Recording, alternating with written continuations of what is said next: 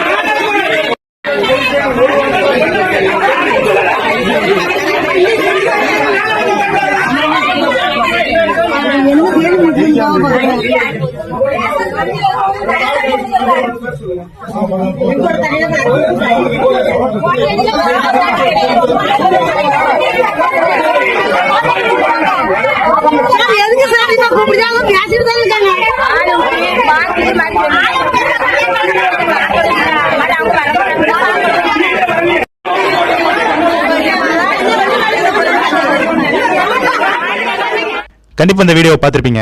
அதில் உள்ள மக்கள் பேசுகிற அந்த வார்த்தையில பாருங்க, அடிப்படை வசதி குடிநீர் கூட எங்களுக்கு செஞ்சு தரல, ஆட்சிக்கு வந்து 4 வருஷம், அதாவது அவங்க ஆட்சி முடிய போகுது அப்படின்னு சபாநாயகர் அப்பாவை கேள்விகளால் கிழித்து எடுத்திருக்காங்க குடும்ப தலைவிகள், வீர தமிழ்ச்சிகள்லாம்.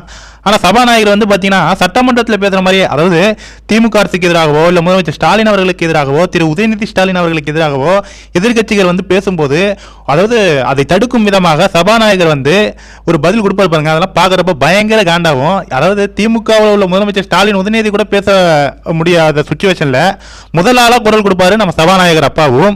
அந்த துறை அமைச்சர்கள் வந்து பதில் கொடுக்கறதுக்கு முன்னாடியே சபாநாயகர் அப்பா வந்து சட்டமன்றத்தில் குரல் கொடுப்பாரு. அந்த அளவுக்கு ஒரு இரிட்டேட்டிங் பண்ற மாதிரி தான் அவருடைய பேச்சுக்கள்லாம் இருக்கும்.